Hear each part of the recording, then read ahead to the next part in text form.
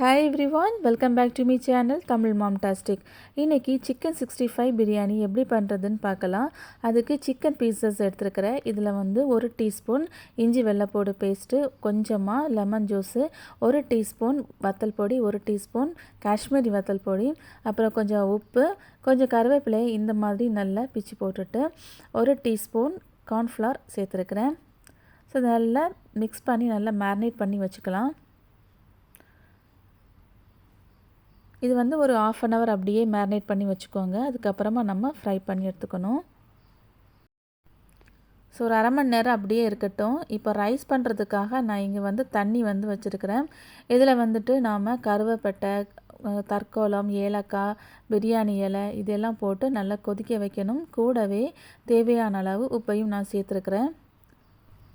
இங்கே வந்து சைடில் ஆயில் ரெடி பண்ணி வச்சுருக்கிறேன். இதில் வந்துட்டு நம்ம மேரினேட் பண்ணி வச்சுருக்கிற சிக்கனை போட்டு ஃப்ரை பண்ணி எடுத்துட வேண்டியது தான். ஸோ சிக்கன் ஃப்ரை பண்ணும்போது ரொம்ப கவனமாக ஃப்ரை பண்ணுங்கள். ரொம்ப மொறுன்னு ஃப்ரை பண்ண வேண்டாம். இப்போது பாஸ்மதி ரைஸை நல்லா கழுவி ஊற வச்சு எடுத்து வச்சுருக்கிறேன். இங்கே வந்துட்டு தண்ணி நல்லா கொதித்ததுமே நம்ம ஊற வச்சு எடுத்து வச்சுருக்கிற பாஸ்மதி ரைஸை சேர்த்துட வேண்டியது தான். ஸோ நல்லா கிளறி விட்டுட்டு அப்படியே வந்து கொஞ்சம் ஓரளவு மீடியம் ஃப்ளேமில் வந்து வேக வச்சிடலாம்.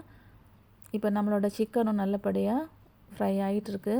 நான் ஏற்கனவே சொன்ன மாதிரி ரொம்ப மொறுன்னு ஃப்ரை பண்ணக்கூடாது. இந்த மாதிரி கொஞ்சம் டெண்டராக இருக்கணும். ஸோ இப்போ ரைஸும் ரெடி ஆகிடுச்சு. நெக்ஸ்ட்டு வந்து பிரியாணிக்கான மசாலா ரெடி பண்ணிடலாம். ஸோ அதுக்காக நம்ம ஃப்ரை பண்ணோம் இல்லையா, அந்த ஆயிலே நம்ம யூஸ் பண்ணிக்கலாம். கொஞ்சமாக ஆயில் எடுத்து அதில் வந்துட்டு ஒரு 2 வெங்காயம் எடுத்து இந்த மாதிரி ஸ்லைஸ் பண்ணி வச்சுருக்கேன். ஸோ அதை போட்டு நம்ம நல்லா வதக்கிக்க வேண்டியது தான். ஸோ அது கூடவே வந்துட்டு கொஞ்சமாக உப்பு சேர்த்துக்கலாம்.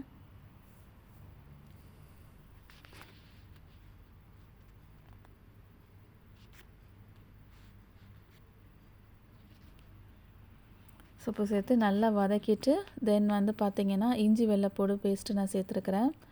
ஸோ அதையும் போட்டு நல்லா வதக்கிக்கலாம். இந்த உள்ளி வதக்கும்போது பார்த்திங்கன்னா கொஞ்சம் வந்து நல்லா ஃப்ரை ஆகணும். ஸோ கொஞ்சம் நல்லா ஃப்ரை ஆகி வரும்போது அந்த பிரியாணிக்கு வந்து நல்ல டேஸ்ட்டாக இருக்கும். ஸோ இப்போ வந்து பார்த்திங்கன்னா இதில் வந்து நான் வத்தல் பொடி, மல்லிப்பொடி, அதுக்கப்புறம் கொஞ்சமாக பெருஞ்சீரகத்தூள், அதுக்கப்புறம் பச்சை மிளகு, கருவேப்பிலை இதெல்லாம் போட்டு நல்லா வதக்கிட்டு இருக்கிறேன். இதுக்கு வந்து ரொம்ப அதிகமான மசாலா தேவையில்லை. ஓரளவுக்கு கொஞ்சம் மீடியமாகவே மசாலா சேர்த்துக்கோங்க. லாஸ்ட்டாக வந்து நம்ம தயிர் சேர்த்து நல்லா மிக்ஸ் பண்ணிக்கணும். நம்ம இந்த பிரியாணியில் வந்து நம்ம தக்காளிலாம் சேர்க்க மாட்டோம். ஸோ தயிர் சேர்த்து நல்லா மிக்ஸ் பண்ணிக்கோங்க. ஸோ இப்போ வந்து தேவையான அளவு கொஞ்சமாக தண்ணி விட்டு அப்படியே லைட்டாக கொதிக்க விடலாம். தேவையான அளவு உப்பும் சேர்த்துக்கலாம்.